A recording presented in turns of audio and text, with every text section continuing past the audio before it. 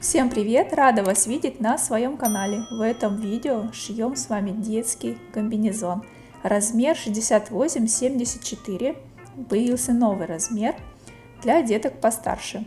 Выкройка это зимнего комбинезона. Вы можете сшить утеплитель, поставить 300 грамм плотностью. Я же шью осенний вариант плотностью 200 грамм у меня утеплитель. Выкройка очень удобная. Здесь, посмотрите, идут две удобные молнии. Они расстегиваются до самого низа. Легко откидывается перед. И вы кладете в комбинезон малыша.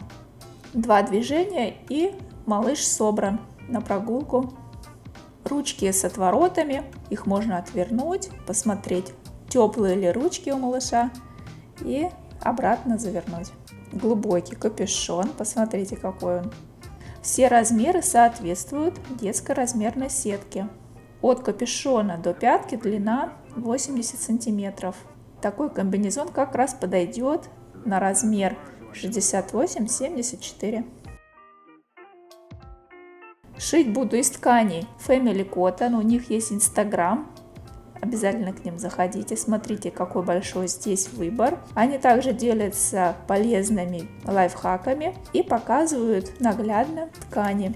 Магазин находится в городе Екатеринбург. Доставка осуществляется по всей России. Заходите к ним по ссылке Top-Link и смотрите удобное меню с тканями. Все ссылки на магазин оставлю в описании к этому видео. К выкройке идет титульный лист. Перед тем, как напечатать полностью всю выкройку, печатайте первую страницу. На ней есть проверочный квадрат. Он должен быть равен четко заявленному. 5 на 5 сантиметров. Даже если есть небольшие отклонения, то есть вероятность, что выкройка собрана не в правильном масштабе. Каждая деталь подписана, вы не потеряете детали. И указано направление долевой нити.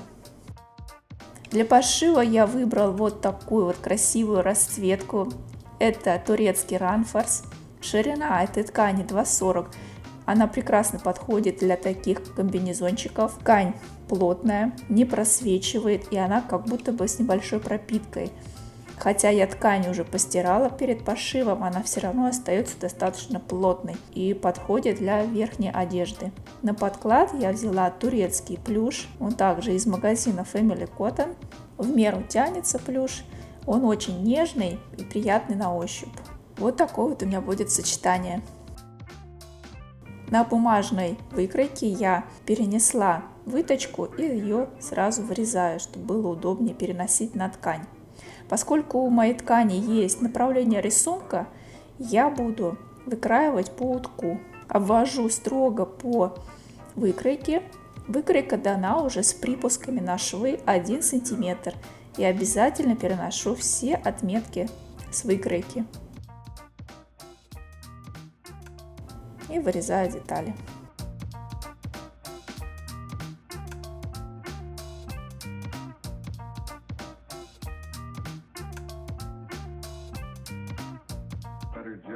Вот такая у меня деталь получается. Это деталь спинки. Она идет цельная, со сгибом. Обязательно переносите все отметки, выточки. В дальнейшем будет удобнее работать. Получается из основной ткани 2 детали носочка. Также есть отметки. 2 детали слитка. 2 детали капюшона в зеркальном отображении. 1 деталь переда со сгибом. На детали переда также переносим все отметки. 1 планка для капюшона. Я ее выкроила из основной ткани. Вы можете выкроить из подкладочной ткани, как вам больше нравится. В выкройке написано, что защитная планка 3 детали. Многие путались, что это такое. Получается, 2 детали идут под молнию, под защитные планки. Я их выкроила из плюша, из подкладочной ткани. Вы можете сделать из основной ткани. И 1 деталь идет на капюшон. Они все идут одной длины, чтобы не увеличивать количество деталей в выкройке. 2 детали рукава и 1 деталь ластовицы. А из подкладочной ткани, из плюша, у меня здесь 2 детали капюшона в зеркальном отображении, 2 детали слитка Точно так же я переношу все отметки, которые даны в выкройке. 4 детали клапана, я их выкраиваю из плюша. Можно выкроить также из верхней ткани. 2 детали носочка. Вот они, 2 детали планки под молнию. 1 деталь переда со сгибом. 2 детали рукава. 1 ластовица. И 1 деталь спинки, цельная со сгибом. Я поставила себе рассечки и перенесла все выточки. Для начала собираем выточки, сшиваем их на машинке. Сшиваем от проймы вниз. Утеплитель я беру плотность 200 грамм. Буду шить из хлопка, из поплина, поэтому у меня получается осенний вариант. Накалываю все детали на утеплитель. Утеплитель у меня Альпалюкс плотностью 200 грамм. Вот такая вот у меня стопочка получается. Утеплителя нужно выкраивать немного больше, на 1 сантиметр примерно, чем основная деталь. На планке я немного так раздербанила утеплитель и оставила примерно 50 грамм плотность, потому что когда я буду сгибать пополам, планку как раз таки будет 100 грамм. И большая плотность мне там не нужна. И теперь в самый край просто фиксируем утеплитель и детали.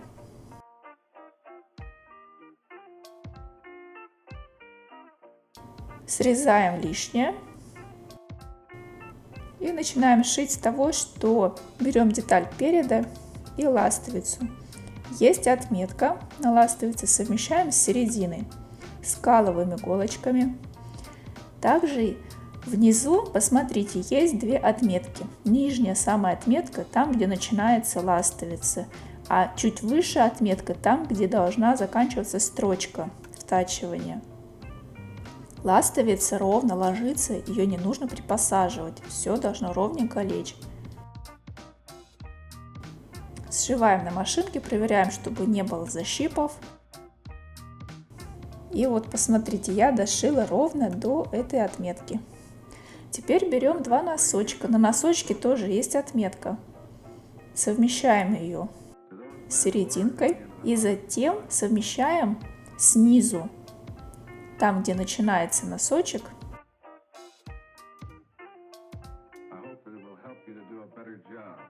Вот здесь совмещаем. И носочек нужно совсем немного припосадить. Он ровно сюда ложится. Немного я его как бы подсгибаю вовнутрь, делаю окат и припосаживаю носочек. И он сюда ровно хорошо встает. И здесь ровно все ложится. Что многие пишут, что носочек больше, либо меньше оказался по какой-то причине.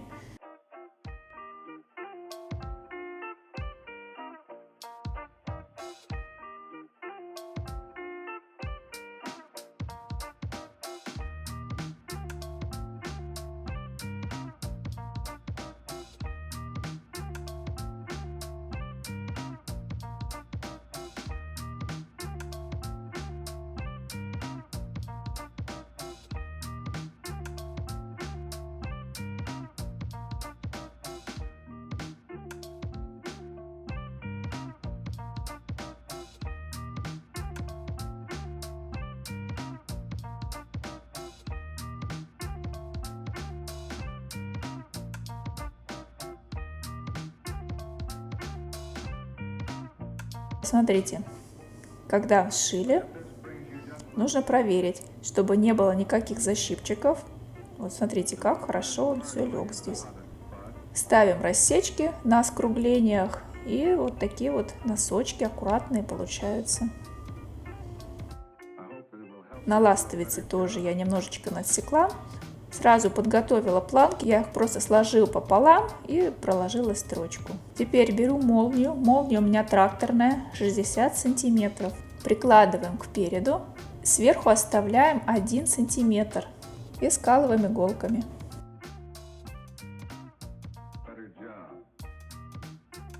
Я проложила строчку на машинке. Вот так получается. Сверху хвостики и снизу. Затем берем деталь подклада. На ней также нужно вшить носочки и ластовицу. Сначала соединяем сверху, затем у ножек серединку совмещаем и уже равномерно распределяем подклад. Скалываем либо сметываем, а затем прокладываем строчку на машинке.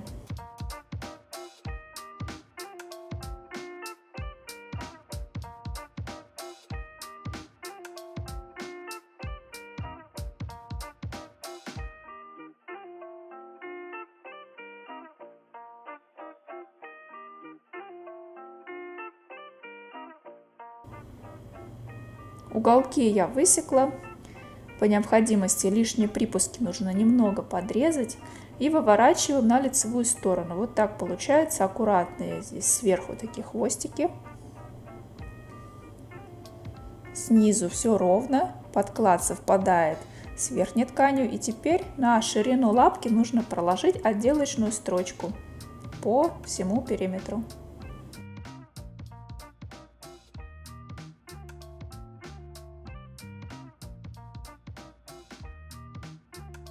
Деталь спинки берем и сюда уже соединяем вторую часть молнии.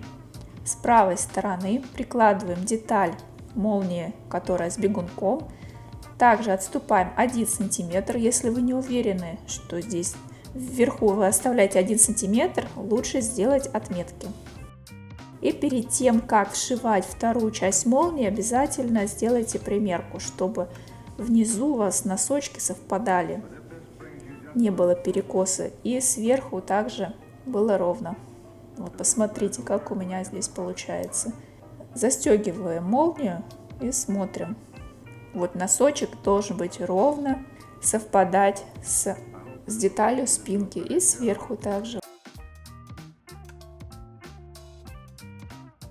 Убедились, что все ровно, все отметки совпадают, и прокладываем строчку на машинке.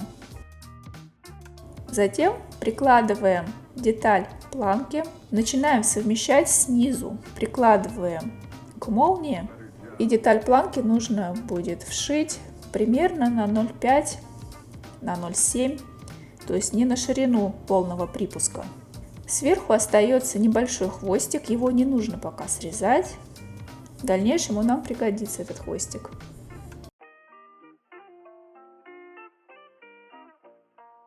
Вот так выглядит. Планки я вшила. Проверяйте, чтобы хорошо все вшилось, не было никаких защипчиков. Прикладываем деталь подклада и совмещаем по боковым отметкам. Прокладываем строчку сбоку с одного и со второго. Уже на ширину припуска 1 см. Вот, посмотрите, как ровненько лежит подклад. Ничего не собирается гармошкой, все ровно, как с лицевой стороны, так и с изнаночной стороны. Деталь спинки полностью готова. Еще раз я проверяю с деталью переда, совмещаю, застегиваю молнию с одной, со второй стороны, потому что на этом этапе еще можно что-то подкорректировать, а потом уже все. Смотрите, чтобы все было аккуратно у вас. Если все ровно, точно так же прокладываем отделочную строчку. Затем совмещаем деталь переда и спинки по ластовице. Сначала на подкладе.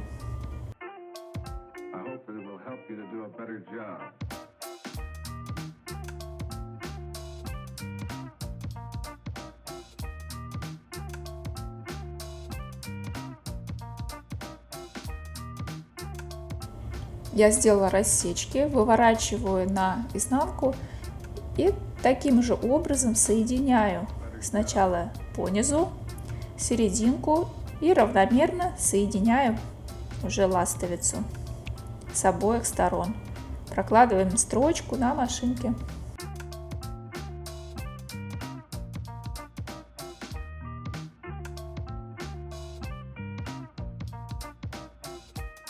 Вот что получается. Сделала рассечки и оставляем на изнаночной стороне. Теперь подошло время наших любимых следочков. Будем их вшивать. На следках и на носочке есть отметки. Их совмещаем. Линия середины Точно так же по пятке соединяем, находим серединку и совмещаем. Посмотрите внимательно, следок ровно ложится, равномерно распределяем все. Выкройка дана ровная, все детали соответствуют и совпадают.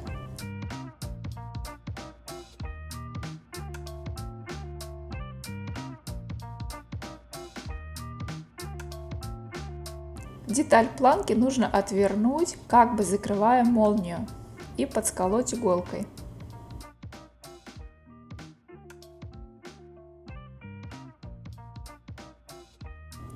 Можно сметать, можно оставить сколотые иголочками, если уверены. И прокладываем строчку на машинке. Здесь будьте аккуратны, чтобы не сломать иголку под машиной. Можно пройтись это место, где вшита молния, вручную и закрепить несколько раз вперед-назад. У меня машинка промышленная, она шьет вообще без каких-либо изъянов. Все быстренько раз и прошла у меня.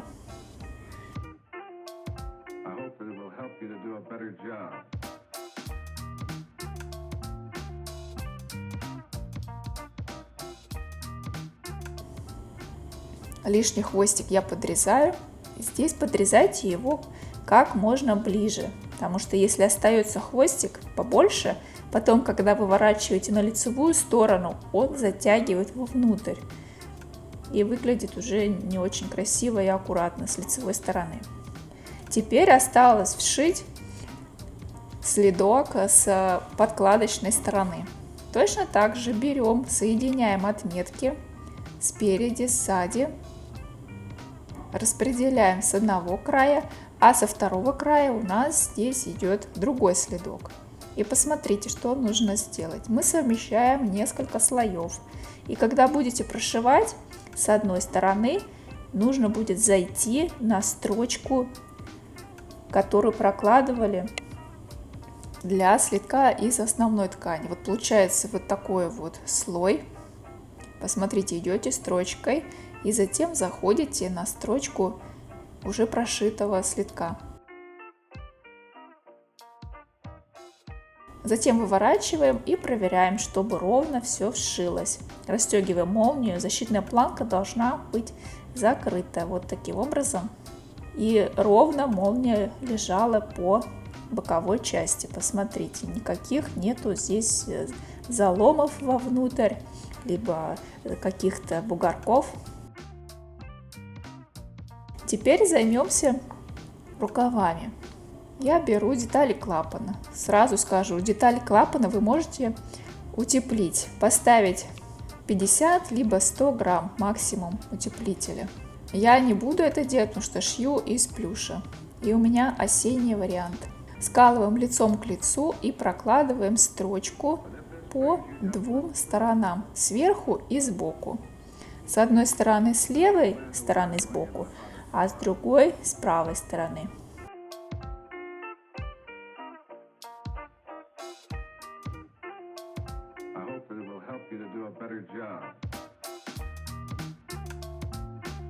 Вот, посмотрите, вот так должно получиться. У меня здесь просто две детали одинаковых, разницы нету. Если вы будете шить, например, с рисунком и хотите подогнать, то нужно ориентироваться, то есть они должны быть с разных сторон.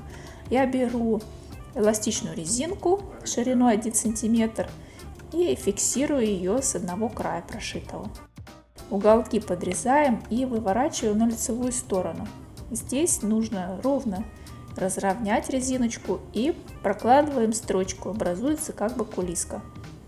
Вот здесь прокладываем строчку на машине.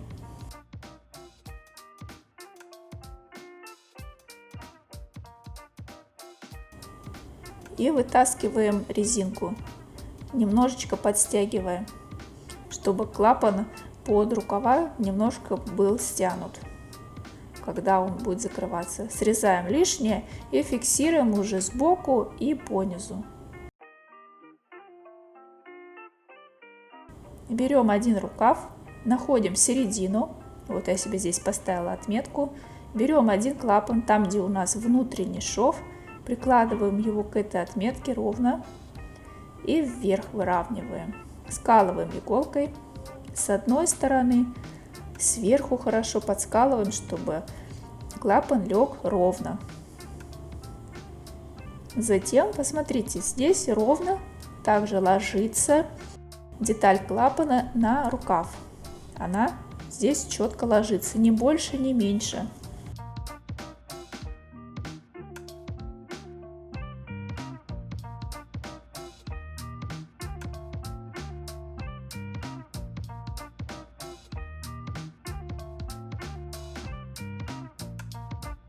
Вот, посмотрите, получается один рукав правой стороны, другой рукав с левой стороны. То есть клапаны должны пришиваться на разные стороны.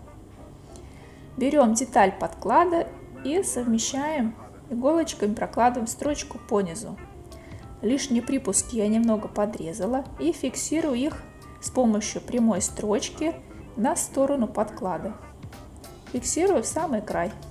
Затем складываю пополам, вот так, как показано на видео, и прокладываю строчку. Выворачиваем, проверяем, чтобы клапаны были вшиты, потому что бывает такое, что не всегда подхватывается ткань. И вот они, два рукава у нас готовы, левый и правый. Берем комбинезон и будем втачивать рукав. Клапан должен идти с задней стороны. Берем левый рукав и совмещаем боковой шов с выточкой. Затем сверху вот здесь совмещаем. Здесь ничего припосаживать не нужно. Здесь ровно и четко ложится рукав. Очень хорошо. Посмотрите видео. Я специально здесь не стала ускорять видео, чтобы вы наглядно посмотрели. Рукав ровно ложится в пройму. Прокладываем строчку на машинке.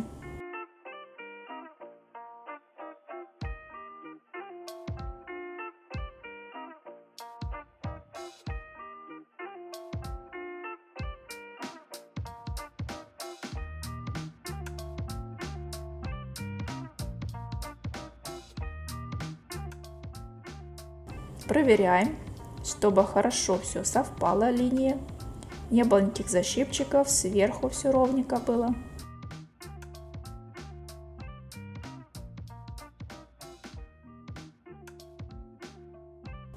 Теперь нужно совместить деталь подклада. Точно так же. Посмотрите, я как бы его подвывернула, рукав, и лицевыми сторонами скалываю.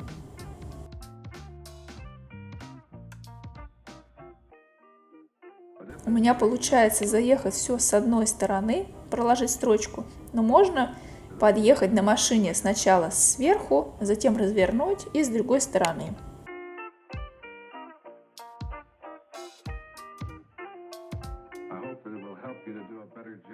Рукава я вшила, посмотрите, как все хорошо получается. Клапаны тоже все ровненько легло. Сверху вот здесь я проложила скрепляющую строчку, соединила слои, чтобы они у меня никуда не ездили. Теперь застегиваем молнию, и вот эти вот хвостики, которые у нас оставались от защитной планки, я их немножечко сейчас осноровлю. Маркером я себе сделаю пометку, там где я буду срезать. То есть нужно оставить по 1 сантиметру выше, чем идет перед, для припусков. И ровно срезаю, не наискосок, а ровненько, потому что я уже сразу вижу вопрос, у меня маркером немного нарисовалось наискосок, но вы срезаете все это ровно. Теперь займемся деталью капюшона. Снизу капюшона есть вот такая вот выемка, это низ капюшона. Совмещаем верх капюшона, прокладываем строчку, сшиваем верх капюшона, затем разворачиваем капюшон и берем планку. Сшиваем планку, остается небольшой хвостик, его потом срежем.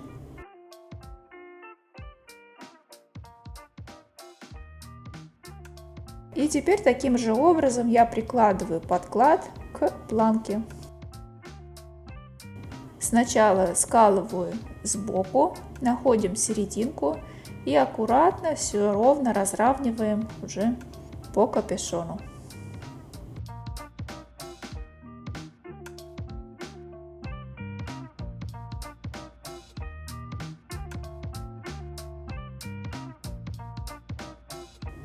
Я проложила строчку и теперь пополам вот таким образом складываю капюшон и сбоку прокладываю строчку. Теперь можно срезать этот небольшой хвостик, который остался. Я его срезала, и капюшон можно вывернуть.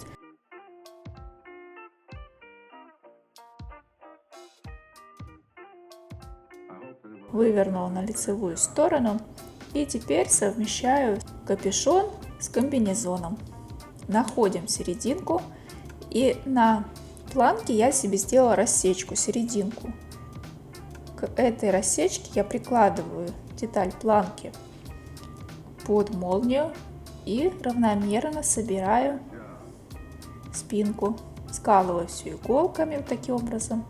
Прокладываю строчку на машинке. Здесь не торопимся. Толщина здесь достаточно большая. На бытовой машинке может быть немного сложно пройти этот участок, но возможно. Самое главное не торопиться и совместить аккуратно все слои. Иголочки убираем, чтобы они не попадали под иглу машины.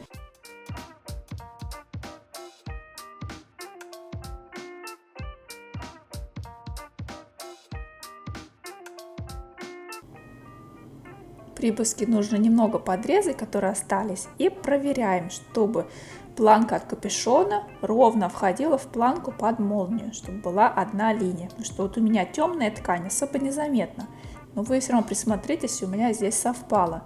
Если у вас будет однотонная светлая ткань, будет очень заметно, если у вас будет там криво.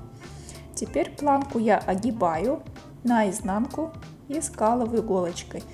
И буду немножечко прокладывать строчку, наверное, здесь сантиметров 9 получится с одной стороны и тоже так же с другой стороны. Срезаем уголки и выворачиваем. Вот посмотрите, как должно получиться. То есть деталь планка капюшона должна как бы встать в деталь планки под молнию. А вот это отверстие, которое осталось, я зашью вручную потайными стежками. Комбинезон полностью готов, размеры есть 0,3 месяца, 3,6 месяцев, и в видео мы с вами шили 6-9 месяцев. 6-9 месяцев идет на рост 68-74 сантиметра. Именно этот комбинезон я шила как осенний вариант. Если вы сошьете то же самое утеплитель 200 грамм, например, Альпа-Люкса, и поставите сюда более ворсовый подклад, например, шерпу, и вверх плащевая ткань, то у вас получится зимний вариант, и такой комбинезон можно носить как самостоятельную одежду. Именно этот вариант подойдет на осень до плюс 5, 0 градусов, и в сочетании с зимним конвертом он подойдет как зимний вариант. Чтобы приобрести выкройку, вы можете написать мне в личные сообщения. Все контакты свои я оставляю под этим видео. Можете написать в любой удобный мессенджер. Если у вас остались какие-то вопросы, задавайте их под этим видео, и я обязательно на них отвечу. Поддержите меня лайками и комментариями, чтобы ускорить выход следующих видео. Спасибо вам за просмотр этого видео и до новых встреч. Всем пока-пока!